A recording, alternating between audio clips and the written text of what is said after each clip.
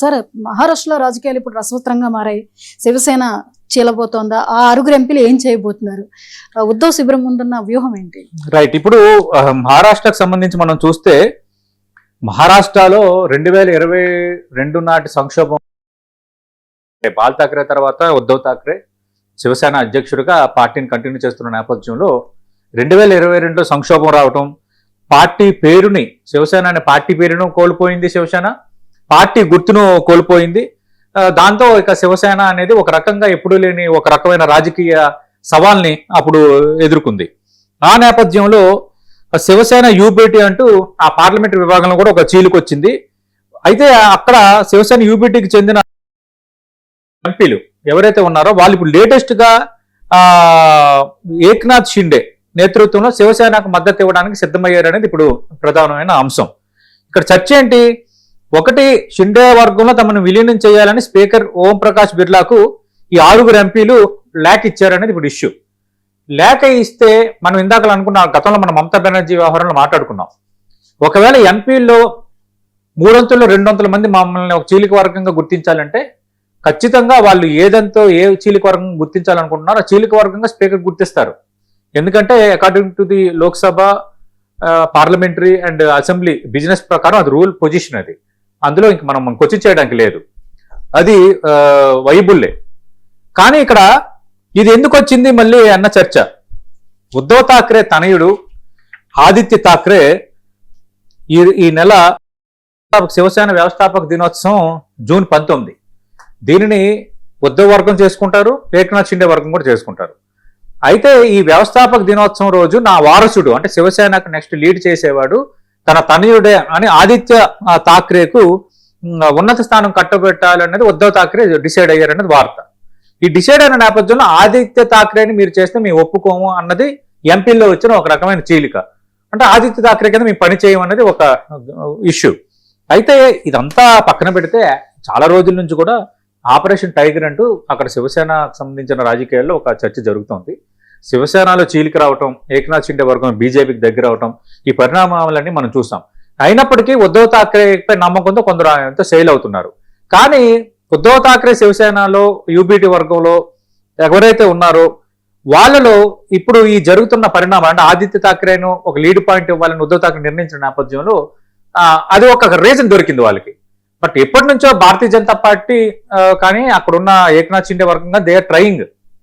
కానీ ఇప్పుడు ఒక అవకాశం దక్కింది. మరి దీన్ని ఎట్లా పరిష్కరించుకుంటారనేది ఇక్కడ ఆసక్తికరమైన అంశమే. తిరుగుబాటు బృందానికి ప్రత్యేక హోదా కల్పించొద్దని ఉద్ధవ్ ఠాక్రే నేతృత్వంలో వాళ్ళు అటు స్పీకర్కి కలిశారు.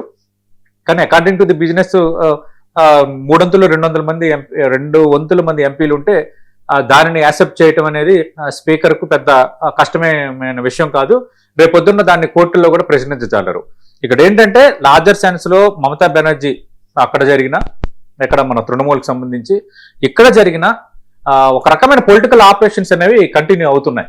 ఎందుకంటే ఎంపీల సంఖ్య, రాజ్యసభ ఎంపీలు పెంచుకోవటం అన్న ఒక ఇష్యూ, అంది వచ్చిన ప్రతి అవకాశాన్ని భారతీయ జనతా పార్టీ వాడుకుంటుంది.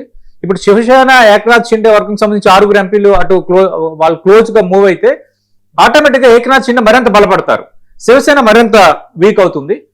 అందుకు మహారాష్ట్రలో ఈ సంక్షోభం అనేది ఉద్ధవ్కి తలనొప్పి.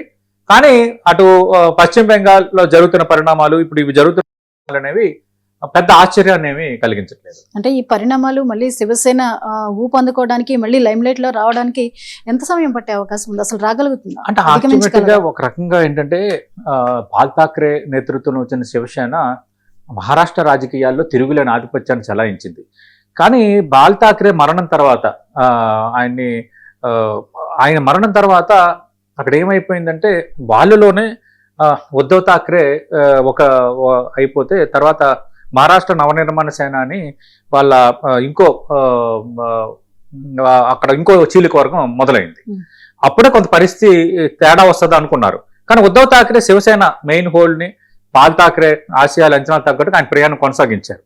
అయితే ఉద్ధవ్ ఠాక్రే నేతృత్వంలో శివసేన, భారతీయ జనతా పార్టీ అంతకుముందు ప్రభుత్వాన్ని ఏర్పాటు చేయటం, ఈ అధికారం పంచుకునే దగ్గర ఒక కొన్ని సంవత్సరాల తర్వాత వాళ్ళ మధ్య ఒక చీలిక రావటం, ఇవన్నీ జరిగిపోయాయి. ఆ మీన్వేల్ టైంలో ఆ తర్వాత ఉద్ధవ్ ఠాక్రే కాంగ్రెస్ దగ్గర అయ్యారు. అసలు బాల్ ఠాక్రే రాజకీయమే కాంగ్రెస్ సిద్ధాంతాలకు కాంగ్రెస్ రాజకీయానికి వ్యతిరేకమైనప్పుడు ఉద్ధవ్ ఠాక్రే కాంగ్రెస్ తో ఎట్లా చేతులు కలుపుతారన్నది ఒక ఇష్యూ శివసేనలో స్టార్ట్ అయింది. ఈ నేపథ్యంలో ఏమైంది, ఉద్ధవ్ ఠాక్రే నిర్ణయాన్ని వ్యతిరేకిస్తూ ఉద్ధవ్ ఠాక్రే ఆలోచనలను వ్యతిరేకిస్తూ ఏక్నాథ్ షిండే ఒక చీలిక వచ్చింది. సరే, ఆ చీలిక రావటము దానికి భారతీయ జనతా పార్టీ కారణం అనుకుంటే అక్కడ శివసేనలో ఉన్న చీలికలు Bharatiya Janata party advantage point గా తీసుకుంది. ఎందుకంటే శివసేన బీజేపీ కలిసి ఉన్నాయి కదా, కలిసి ఉన్నప్పుడు ఉద్ధవ్ ఠాక్రే బీజేపీని టార్గెట్ చేయడం కాంగ్రెస్ కి దగ్గర అయిన నేపథ్యంలో శివసేనలో ఒక వర్గం భారతీయ జనతా పార్టీతో ఉండాలని అనుకుంటుంది అంటే అప్పుడు ఫడ్నవీస్ ఒక ప్రకటన చేశారు. అప్పుడు అనుకున్నారు ఏదో something is going to happened అని. అలాగే ఏక్నాథ్ షిండే నేతృత్వంలో ఒక వర్గం అయిపోయింది. వర్గం అయిపోయిన తర్వాత ఏక్నాథ్ షిండే మనం చూసాం, ఆయన డిప్యూటీ సీఎం అయ్యారు. తర్వాత ఒక వర్గంగా భారతీయ జనతా పార్టీతో అలయన్స్ అయ్యారు. ఈ పరిస్థితుల్లో ఈ శివసేనకు సంబంధించిన ఎంపీలు కూడా వచ్చేస్తే రేపొద్దున ఉద్ధవ్ ఠాక్రే ఈ సమస్య నుంచి ఎట్లా బయటపడతారు, ఆదిత్య ఠాక్రే నెక్స్ట్ నాయకత్వం అనుకుంటున్న ఆదిత్య ఠాక్రే దీన్ని ఎట్లా డీల్ చేస్తారనేది కొంత సమాధానం దొరకని ప్రశ్నే.